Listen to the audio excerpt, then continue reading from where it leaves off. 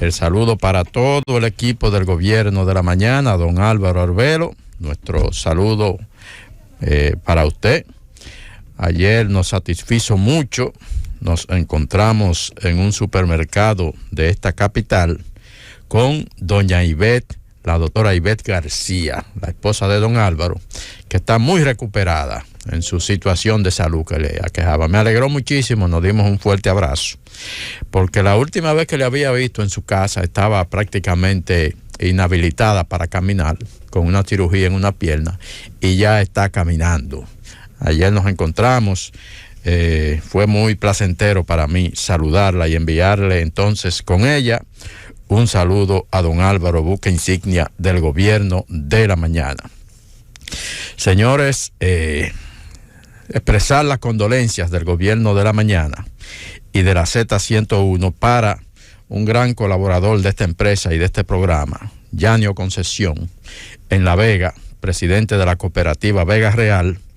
Su madre, la profesora Lidia Antonia Silva, falleció esta madrugada y nos hace llegar la información el buen amigo Jorge Toribio, periodista vegano, su periódico Caoba Digital.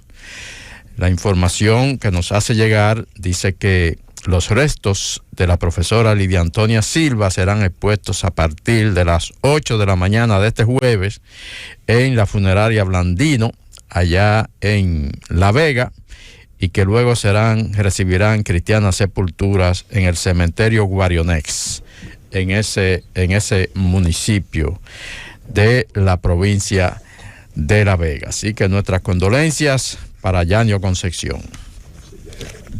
Bolivia amanece hoy más inestable. Una acción ayer de la policía boliviana, una orden del presidente de ese país, el señor Luis Arce, fue apresado y conducido a la capital boliviana, La Paz. El líder opositor, gobernador del estado de Santa Cruz o de la región de Santa Cruz, el señor Luis Fernando Camacho.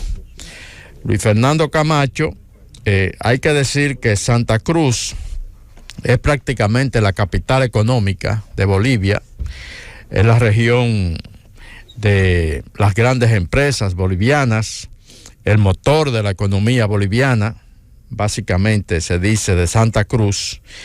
Luis Fernando Arce es el líder básicamente de la oposición en esa zona. Santa Cruz ha sido radicalmente opuesta a los gobiernos de Evo Morales y ahora de Luis Arce, allá en Bolivia desde hace un buen tiempo. Entonces le han apresado ayer. Un operativo policial lo interceptó en las calles cuando se dirigía a su casa. Lo arrestaron, lo condujeron a un helipuerto, lo montaron en un helicóptero y se lo llevaron a la capital, La Paz. Allí se le ha interrogado por la fiscalía, él se ha negado a declarar y dice que lo que se produjo en su contra fue prácticamente un secuestro. Mientras tanto, hay protestas violentas en Santa Cruz. Anoche y esta madrugada hubo quema de edificios y otras acciones violentas, y líderes comunitarios de la zona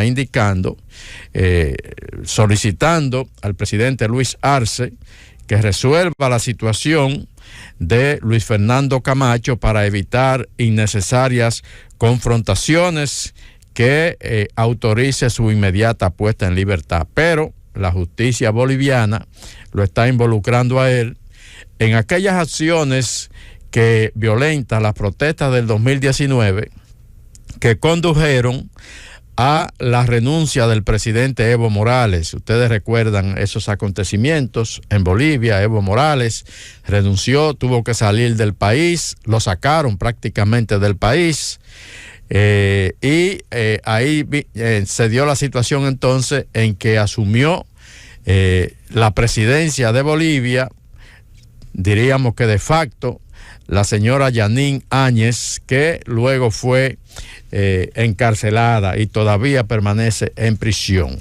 Entonces, de Luis Fernando Camacho se dice que él habría encabezado el denominado Golpe 1 y la señora Áñez está presa por haber encabezado el denominado Golpe 2. O sea que esto que está pasando ahora se circunscribe a aquellos acontecimientos del 2019. La verdad es que esta nación andina, Bolivia, desde hace un buen tiempo viene presentando niveles importantes de inestabilidad política. Parecía que con la ascensión al mando de Luis Arce las cosas se iban a apaciguar un poquito más, pero sin embargo, aunque no es tan grave como lo que ocurría, por ejemplo, en el 2019, la inestabilidad política ha continuado y ahora llegan a este nivel en que prácticamente las situaciones vuelven a tornarse bastante difíciles. En Estados Unidos, el caso de la crisis con la ola de frío y la nevada continúa, pero lo que más se está afectando ahora es la situación caótica en el tráfico aéreo. Siguen las cancelaciones de miles de vuelos todos los días y básicamente esto se atribuye a un colapso en las operaciones de la línea aérea Southwest. Southwest es considerada una de las mayores líneas, de las líneas más grandes de bajo costo a nivel mundial, pero sus operaciones, ellos sirven a algunos destinos en el exterior, pero sus operaciones se concentran básicamente internamente en Estados Unidos.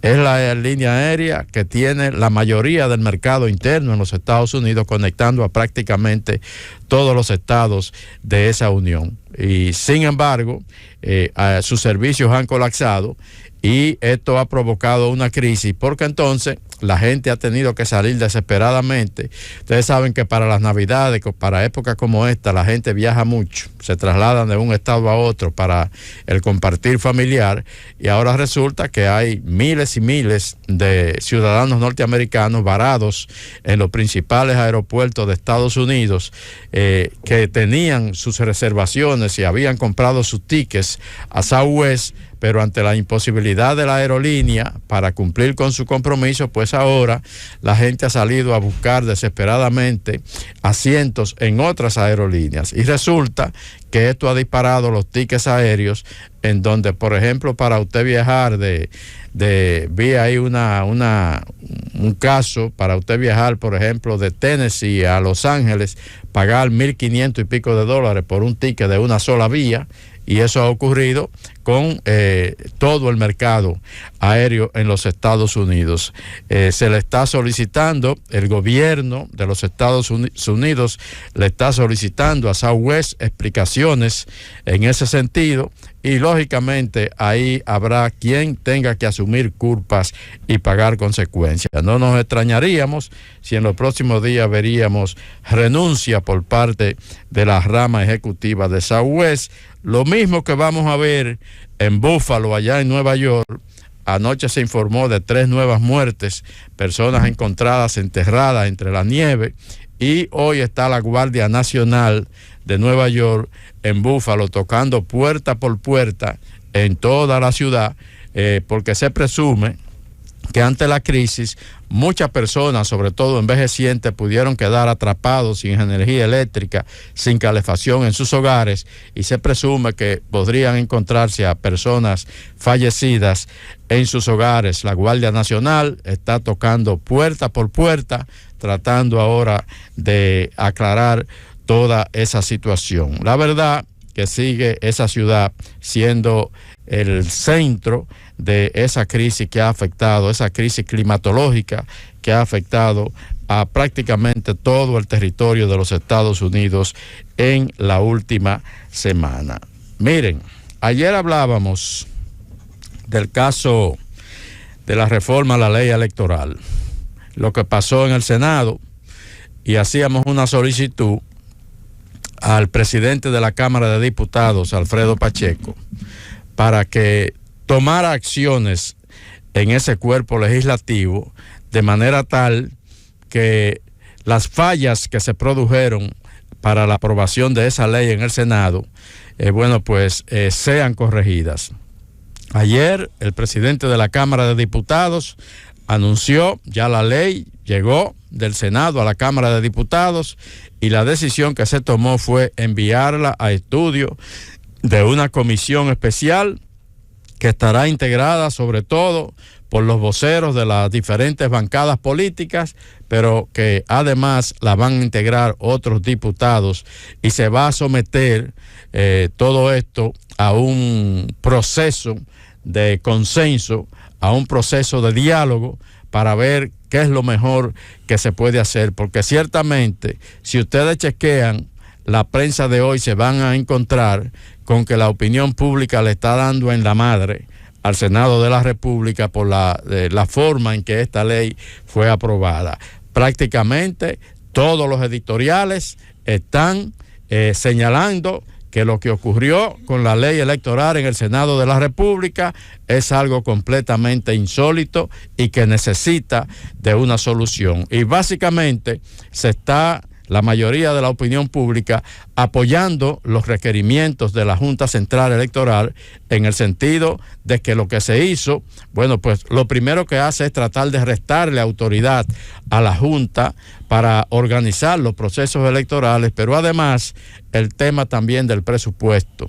La Junta ha estado solicitando que se le aumente el presupuesto para poder sacar adelante los procesos que están programados y esto no ha tampoco ocurrido. Entonces se está reclamando que se atiendan los requerimientos de la Junta porque realmente son valederos los argumentos que se están elevando. Entonces nosotros saludamos, como lo solicitábamos ayer, la decisión de la Cámara de Diputados en lo que tiene que ver con un proceso de negociación, de diálogo, de estudio de esta nueva ley o de esta ley electoral que ha sido reformada en el Senado de la República, pero que definitivamente no ha cumplido con las expectativas de la población ni de la comunidad política nacional. Eva Telocundo.